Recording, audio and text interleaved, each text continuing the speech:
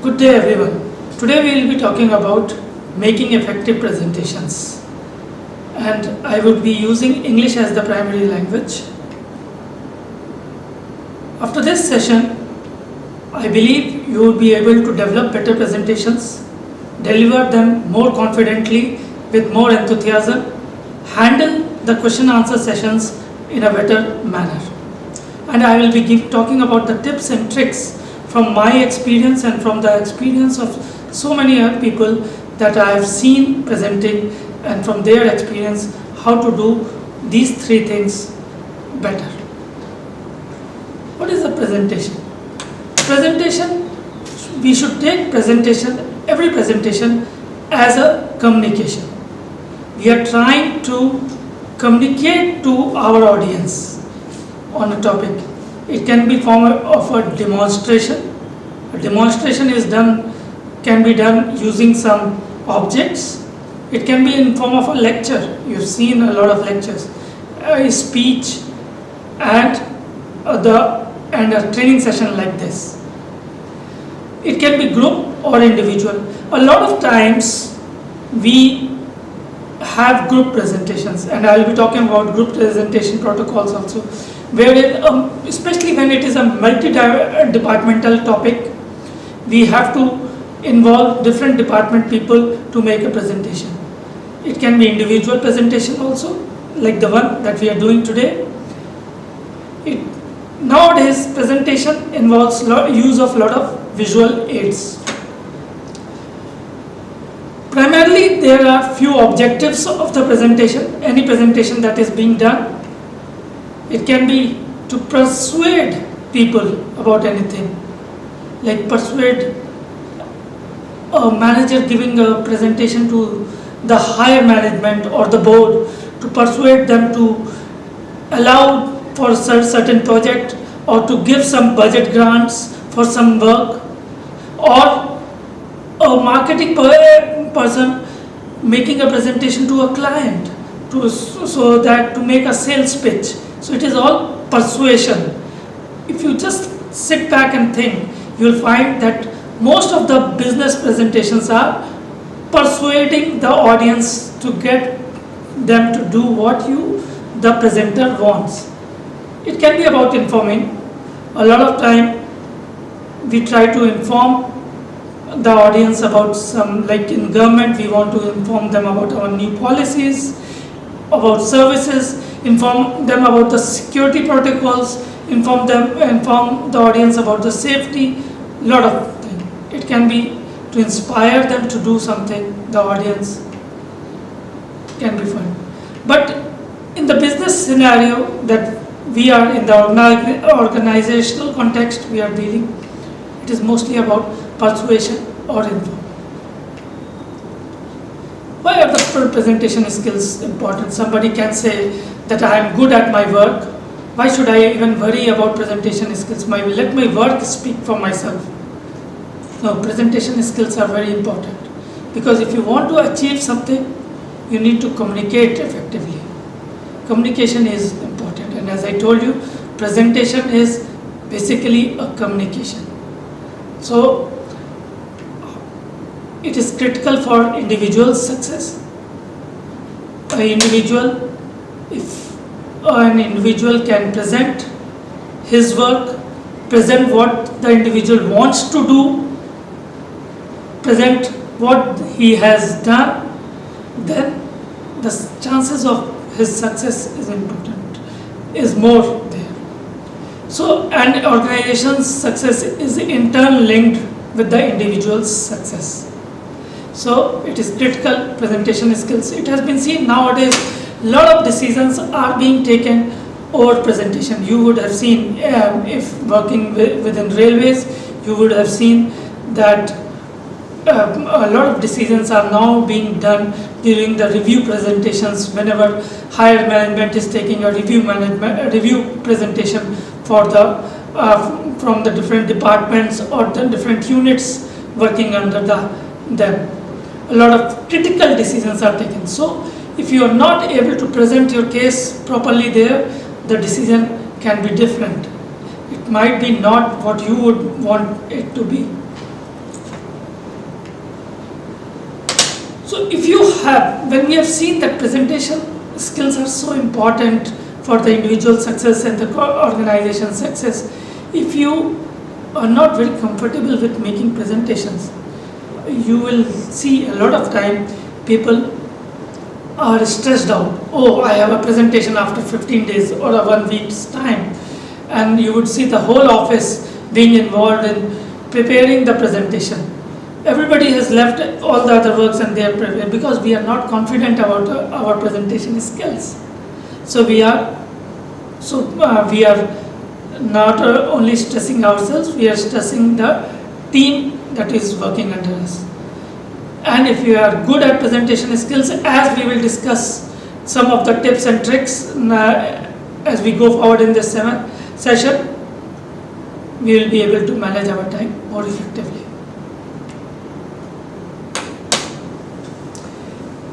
We have divided this session in 3 parts. First, I will talk about how to prepare the presentation better, then what are some things that we can do to deliver the presentation better, and how to handle the question and answer session.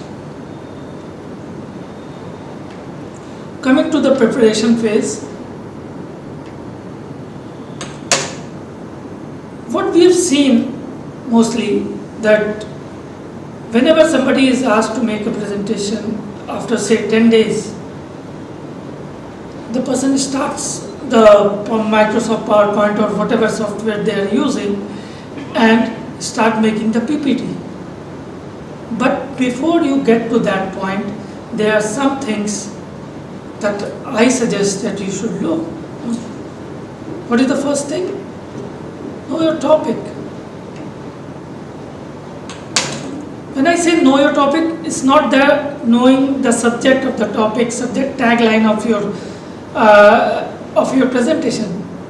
Knowing your topic, that is, know in depth about the subject. If you know about the subject, suppose I being a mechanical engineer, officer of the railways, if I am asked to talk about one of the rolling stocks or production unit, I feel more confident because I have worked in that area. Then I would have studied in that area. So it will give me more confidence. And I would not be reading word by word the slide. Otherwise, you would have seen a lot of time people make presentations and they are virtually reading every word from the presentation. We want the keywords to be there. It is you where the attention of the audience should be, not on the slides itself. It is your show, and as we move forward, there are certain theories of the communication skills that say that your communication would be more important than what you have written in the slide. So you should know about the subject in depth. Then know about your audience. What is it about your audience you should know? The most important factor is what is it that they already know. Because if you're talking something that they already know, they'll be bored. They'll not have that much interest in your presentation. And if you're talking something which is way beyond their comprehension, even then they will lose their interest. The key is getting the audience connect. A lot of people will tell you what is the most important factor in the presentation is getting the audience connect. And there are a lot of tips for audience connect, which when we will come to the delivery phase, we will talk about. And then, why are they here for? What are they interested in knowing? If you talk about, you know a lot about the subject, and if you're talking about the technical details of the subjects to the people who are going to just use that particular thing, they do not want to know the design of the certain thing or certain product. If you are trying to sell some product, people are more interested in how to use that product, and if you are talking about the design of the product, they will not be interested in in your presentation. So knowing your audience, why are they there for, is very important. Know how much time available. A lot of time when I have asked people, what is it that you didn't like about this particular presentation, they would say, oh no, it was too long. So whatever hard work the presenter did in presenting making that presentation goes in vain if it extends beyond the expected time of the audience. So know the time available, know where and how. Why knowing where and how is important? Because if you should know whether you are going to make the presentation using some multimedia tools, whether there is going to be an LCD screen, LED screen, or are you going to make a presentation on a white screen that we used to use? How big is the hall going to be? How far will the audience be sitting? How will I be heard very easily or not? Will they be able to see the screen properly or not? Will there be a audio video facility available over there or not? All these things, if you know about, accordingly you will prepare your presentation. If you are not aware of that, many times I have seen people making presentations with very small fonts, thinking that it is going to be a boardroom kind of setting, or assuming that in a boardroom kind of setting, a very small fonts in the presentation will be okay. But if you are presenting in a hall, big hall, those small fonts might not be visible. There's a lot of things. If you are including audio in your presentation, that audio might not be audible to the audience. So that is why knowing before you begin these factors is very important. Then think, very important, that think what you want to achieve through this presentation. So if you are a sales executive, you would like to sell that particular product, or at least make the client aware of the product or interested in the product. Or similarly, suppose you are making a presentation to the higher management, you would like them to sanction this particular proposal. What is your goal from that presentation? That you have to definitely think. What is that one important thing that I want to achieve from this presentation? Decide what's the big idea I am going to sell through this presentation. Always think about your presentation as if you are trying to sell your idea. It is very important. Once you are in that mindset, then you will be having customer focus, audience focus. Audience focus will be there, and you will be designing the presentation accordingly. You can see these two pictures. One is structured, other is not structured. Immediately you would like the structured part. Our brain is designed to consume better any information that is presented to us in a structured manner. If there is a lot of information presented to us, the information might be the same, but if it is not in a structured manner, it would not be consumed better. The grasping of the audience would not be better. So it is better to structure a presentation. There are many ways to structure the presentation. You can think some of the ways I am presenting here. It can be like situation, complication, then solution. So first you talk about what is the present situation, what are the complexities involved, and what is the solution you are suggesting. You can also talk about situation, opportunities available, and the solution. Then there is residues method. That means you know that the audience are already aware of the situation. You're now talking about that these are the option 1, option 2, option 3, option 4 available. And the trick is that your option, the last option is generally the option solution that you want to be accepted. So this is called residues method. Then there is classic story structure kind of thing, that in which you build up the story. First you talk about the background, then you build up the characters over there, and then you come to the climax, and then you come to the conclusion. That's the classic story structure for presentation. Then demonstration. You give a practical demonstration, and then you are structuring the presentation in that manner.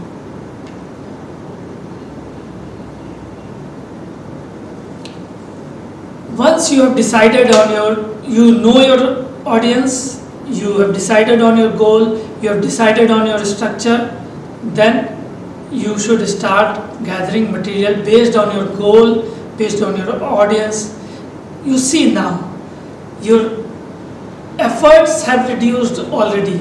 The stress has reduced already, because now you know your audience, you have decided the goal that you want to achieve, and you will be not wasting time in gathering unnecessary material. You will be only gathering the relevant material.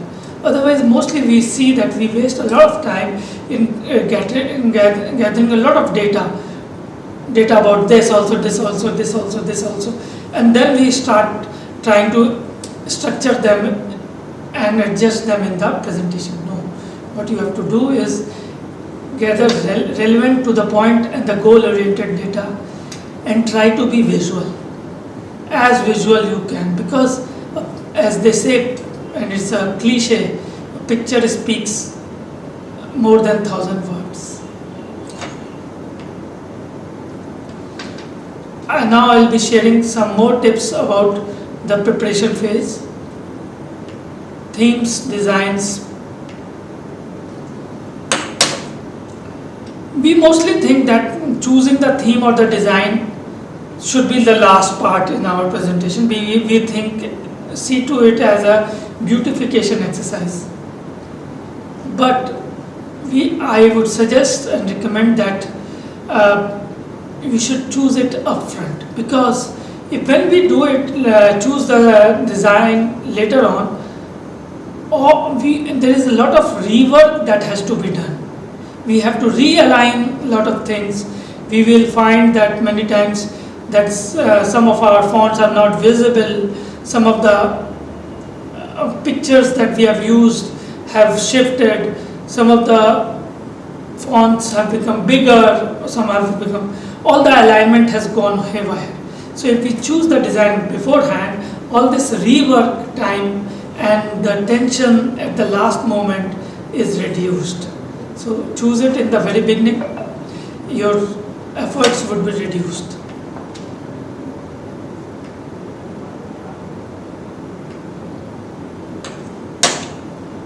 So there is a lot of talk about what fonts should be used, whether this font should be used, what background should be used, whether we should use the pictures in the background, what is it that we should.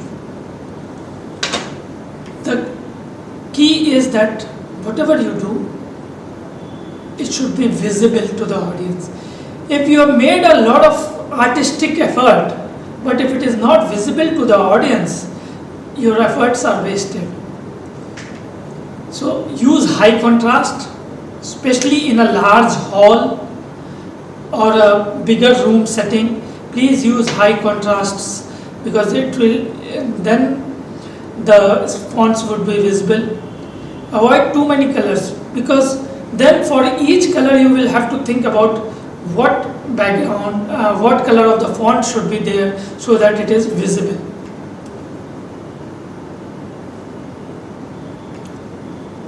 Here is an example.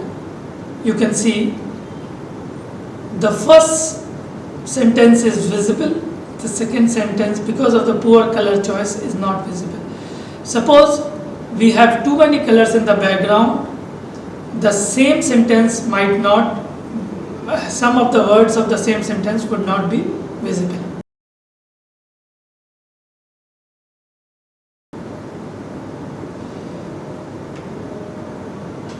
Animations and sound effects distract. Suppose you just heard one sound. If the same sound is coming every time I'm changing the slide, some of the audience would be just waiting for that sound. Some of the audience would get irritated by that sound after some time if it is coming after every slide. So sound effects should not be there. We are not in the business of entertainment. We are here to communicate again to the audience. So we would like the audience to be focused on the topic that we are talking about rather than being distracted by animations and the sound effects. So avoid flashy, flying and twirling animations. Use simple effects so that just to the purpose of bringing the focus of the audience to that particular sentence. Use graphs, tables, pictures. They are very much important for connecting with the audience. They bring the attention of the audience immediately to the slide. They communicate a lot of data in a very few words.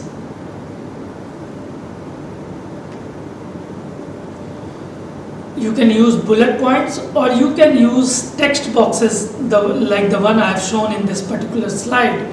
These text boxes are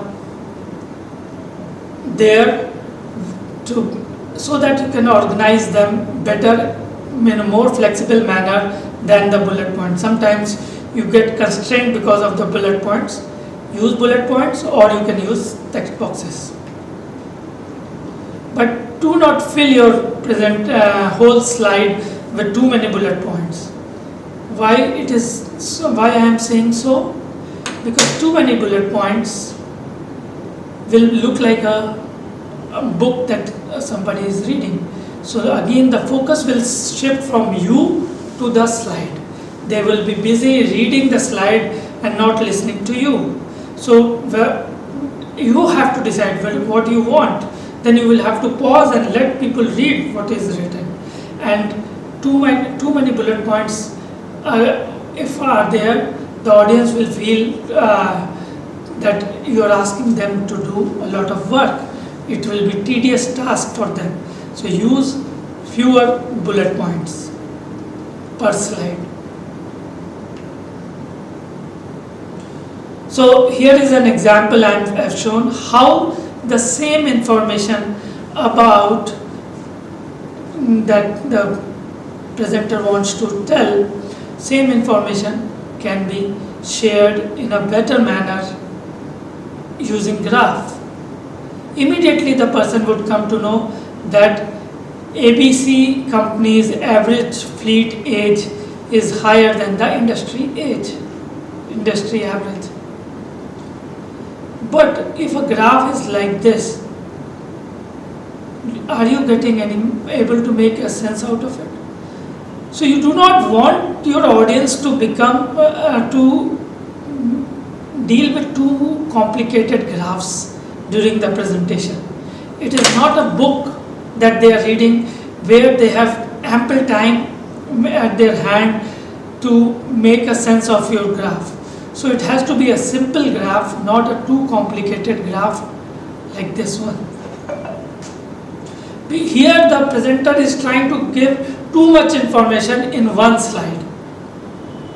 Again, a table, I said that we should use tables, graphs and pictures.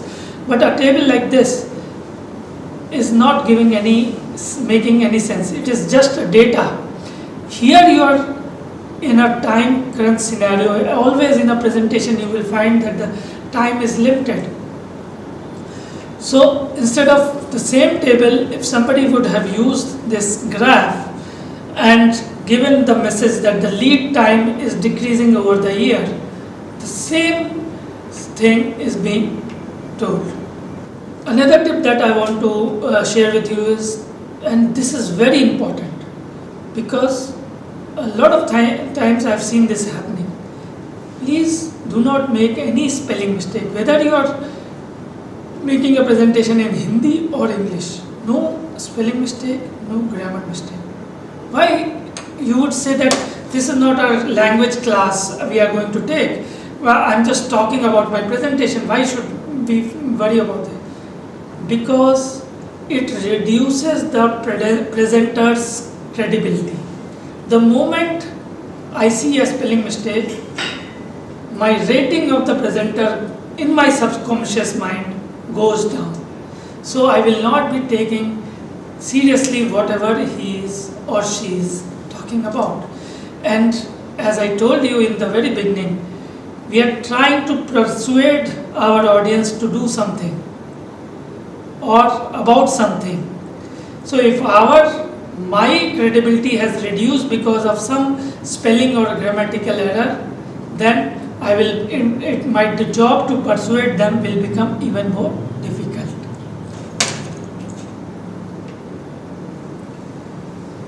Do not use all capitals. A lot of time I have seen every bullet point, every word in the presentation being all capitals. Over the years of our education, we have been reading books, and in that everything is written in sentence case. So we are used to reading things in a sentence case, not in all capitals. So we'll take more time to read something which is written. If a sentence is written in all capitals, we'll take more time. This has been observed scientifically. So we don't want them to spend more time on the slide. We want them to listen to us while we are making a presentation. So don't make it all capitals. Do not use bold, underline and italic together. You're trying to, it is like shouting out something. We are trying, if we want to lay emphasis on something, either make it different slightly by using an underline or just making it bold. Everything together is making too much effort for same thing.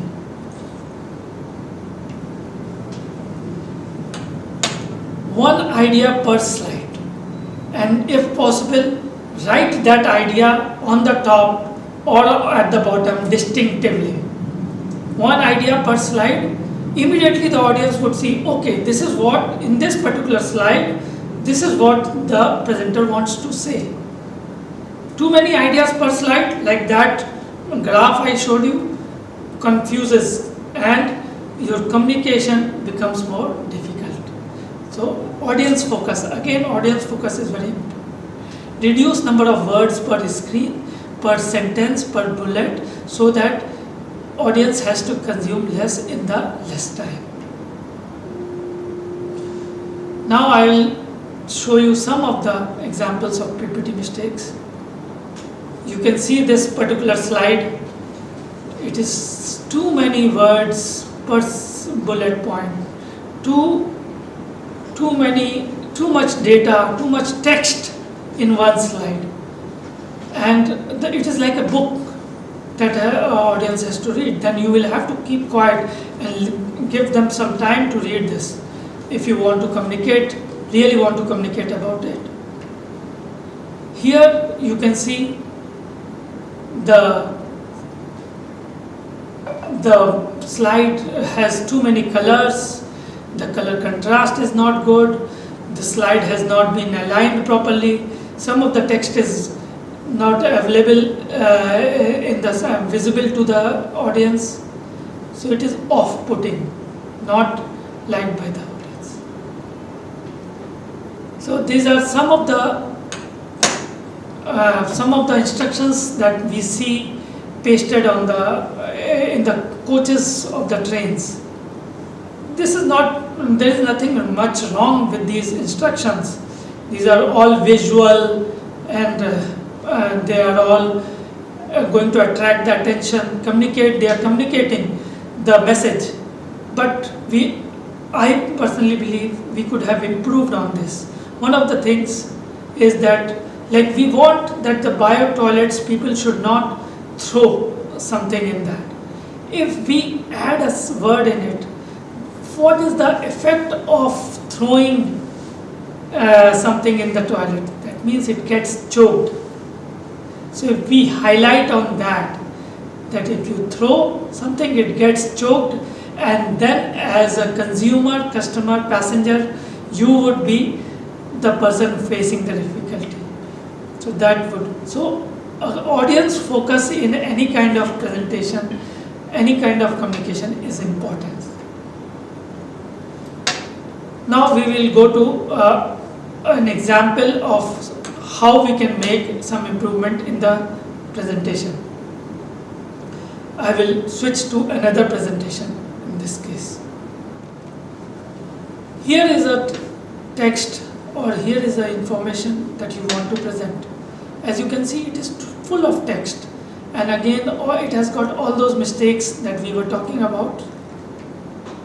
We will remove some of the text which is redundant, which can be shared separately. We have brought the focus on this content, but it can be improved further. Just changing the background, see, the visibility has improved drastically, but we can still present it better if we make it in two parts. So let us focus on the first part now. Here again it is looking like a paragraph. We want to bring focus on the keywords. We can present it like this, and the focus will come to the keywords. And this, here we are using some pictures to bring the focus on those keywords.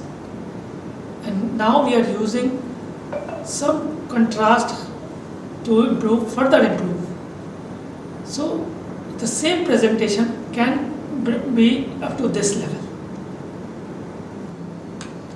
Before you start going to deliver the presentation, we have talked about the presentation preparation stage till now. Before you are going to deliver, we will move on to the presentation delivery stage. Before you deliver, there are some key tips that I would like to share now. Practice. Before even you are going to deliver the presentation, practice is very important. Everyone practices, every good presenter that you have seen practices their presentation before delivery. Internalize the content of the presentation. Internalize each slide, not memorize it. Because if you memorize, you will tend to read word by word. So, and if you get stuck somewhere, it will be a disaster. Watch yourself in the mirror or the video. So, a lot of orators do this. They watch themselves in the mirror speaking. A lot of good actors do it. So it is a show. As I told you, presentation is a show where you are trying to convince your audience about something. So make your videos. Nowadays, it is very easy to make your video and watch it and see how you can improve further. You can ask others to how you can improve further. Finally, take a backup of your presentation. Otherwise, I have seen a lot of time people doing a lot of work in making the presentation, and somewhere it gets deleted or their editing is not saved, and then a lot of rework is required and a lot of stress is there. We are coming now to the presentation delivery phase. In delivering the presentation, here are some of the key areas of concern. The presenter feels anxiety, anxiousness, nervousness. How to deal with that? How to manage the time of the presentation? How to connect with the audience? What is the stance that we should keep? How should be our movement? We will be dealing with all these three, four things in this. Let us talk about each and everything one by one. First is how to manage your anxiety or nervousness. A very good tip for that is to reach your site of the presentation early. You will be able to feel at home. You can meet and greet your audience, some of the people in the audience. That will break the ice. You will feel more confident. You will feel more at home. So at our home, we do not feel nervous. So make it your home by arriving early. Then you can also check by just putting up your slides on the screen, whether it is visible properly or not, audio visual is working, hyperlinks are working or not. So avoid last minute hassles to avoid anxiety and nervousness. Let us talk about, when we are talking about delivery of the presentation, let us talk a bit about communication quickly. So there are two forms of communication. One is verbal communication, which is basically words spoken or written or graphs, picture. Then there is non-verbal communication. Non-verbal communication is the more important part of the communication. It is said that 3/4 of the communication is non-verbal communication. What is non-verbal communication? It is your body language, your postures, your tone of voice, your facial expressions, your movement. Everything speaks, and it speaks louder than the words that you have written in your presentation. Everything speaks. So, and we will delve a bit more deeper in this. Your appearance changes perception. So if I asked you, which of the two persons will you rely more upon?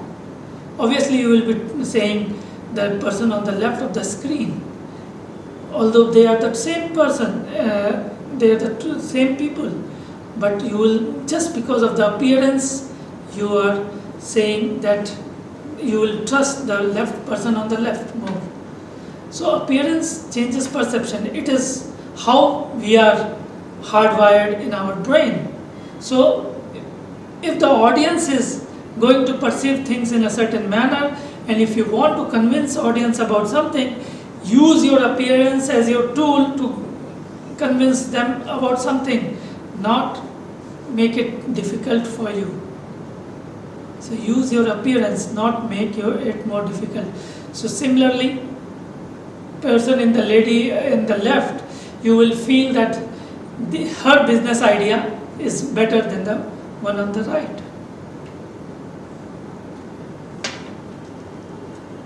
Use a open posture, not a closed posture. So it is a body language study which says that if the presenter uses an open posture, the audience feels to be more connected, closer to the presenter rather than a person using a close. Do not hang on to the table or lectern or dais, as we call it, because it shows lack of confidence and you want some support. Don't show your back to the audience. So here are some pictorial examples of a person leaning onto the lectern or the dais, as you call, while speaking.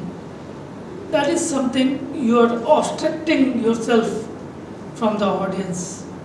Audience does not connect that well with you.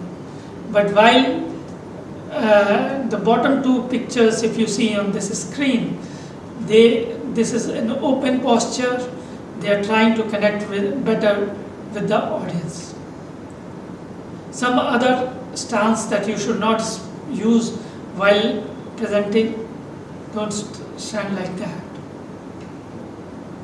Do not shuffle, do not move like a tiger in the cage, do not do too much movement, do not be frozen. You should move, be comfortable, be normal, but not too much. Many times people ask me where to keep these hands at the time of presentation. You should not keep them in pocket. That is very important. Do not keep your hands in the pocket, because if you put your hands in the pocket, there would be a key or a pen, and you will, out of your nervousness, you will start fiddling with it, and the noise may distract the audience and does not look good. Do not put your hands on your hips like that cowboy. Do not move too much your hands. So using your hands properly, there are a lot of ways. We will see in the body language video what we need to do about our hands. Eye contact is very important. Eye contact is basic to the audience. You have to look at the audience. You do not have to stare at them, but you have to look at the audience. Make eye contact, try to make eye contact with as many persons in the audience as you can. Not keep your eyes on one person. That one person becomes uncomfortable if you keep looking at that one person. Keep shifting, try to cover many people in the audience as you can. Do not read word by word from the slide. We have talked about it earlier also. How to deal with time management? Nobody likes you overshooting the time of the presentation. So do a lot of rehearsals. Know what is the time allotted and tell it to the audience also that I'm going to speak for 1 hour or I'm going to speak for 40 minutes. So they are mentally prepared. They do not, after half an hour, they should not be asking the person sitting next to them or start thinking, when will this presentation finish? Should I take a break or not? Should I ask a question or not? You know it and tell it. And at times, if you have allowed the audience to ask questions in between, you might find that you're running out of time. So always have a plan B in your mind. In case I am running out of time, what am I going to do? Preparation is the key for the time.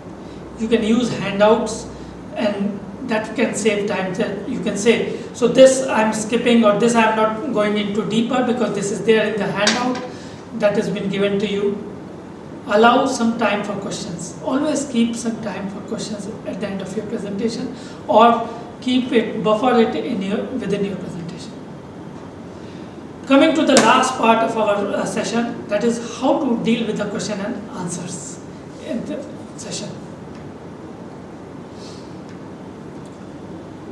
You should announce the policy in the very beginning, whether you are going to take the questions in between or later on. So if you are short of time, you do not want interruptions, or if you think that you are covering everything in your presentation, you can say, I will be taking the questions at the end of please keep your questions ready at the end of the session, I will be taking questions. Or if you want the session to be very interactive, you can say, please feel free to ask questions at any point of time, I will be happy to take the questions. To announce the policy of questions at the very beginning. Whenever somebody is asking the question, listen to the question very carefully. Respect the questioner and question. So, why should you respect and why should you listen very carefully? That person has given time and attention and has listened to your presentation. The very first thing that you wanted from the audience, your hard work has paid by his listening. So listen to it carefully and pay respect. Say, thank you for that question. And let me rephrase that question. You mean to ask this? Why rephrasing? So that you are sure that this is what the person, you are not assuming that this is what the person wants to ask. Because it will be very embarrassing at the end of the answer that he said, no, this is not what I meant to say. You might not have heard the question properly. Be prepared, answer to the point. Do not, so if the person is asking how to go about it, do not talk about why to go about it. Tell him how to go about it. If you do not know, you can politely say, please connect to me through email or my contact number. I will get back to you about this. Talk to the audience, not only the person asking the question, so that the question is not repeated. So if you are addressing, you can start with addressing the questioner, then you can move on to all the persons and answer that question for the benefit of each and every one. Here are some tips of opening and closing the presentation. We can skip through this.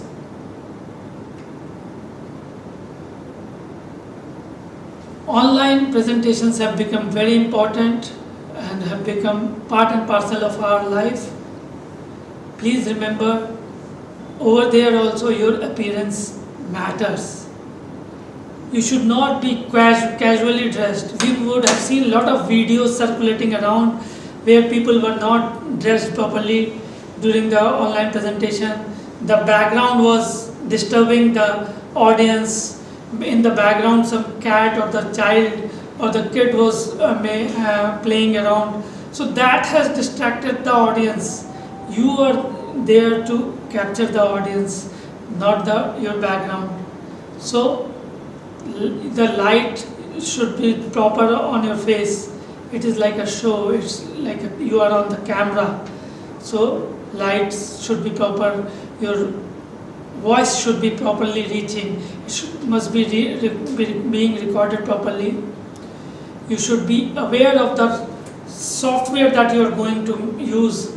Please practice that particular, whether it is WebEx, Zoom, or whatever software you are using. Practice how to use, how to share your presentation there, how to mute, unmute yourself, how to type on the chat in that particular software.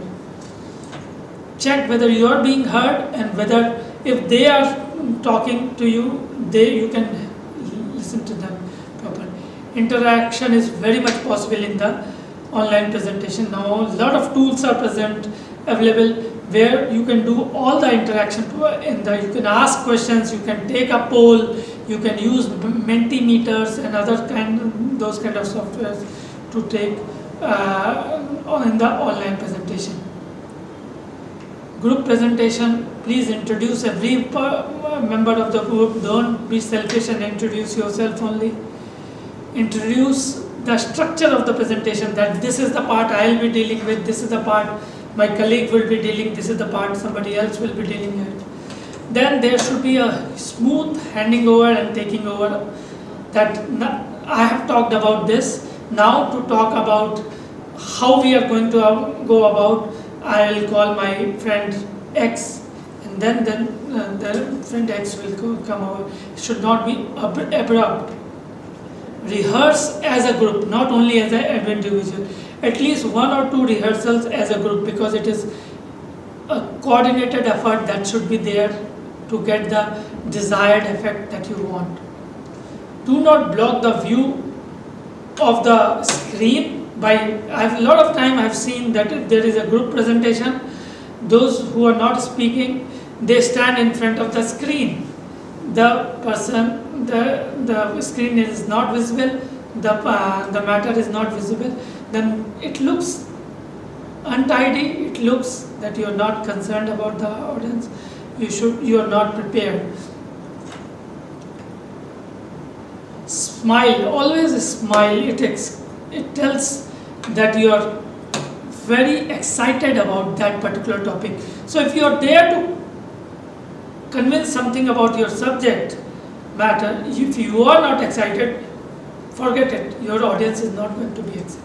So smile, be confident, be positive, be excited about it.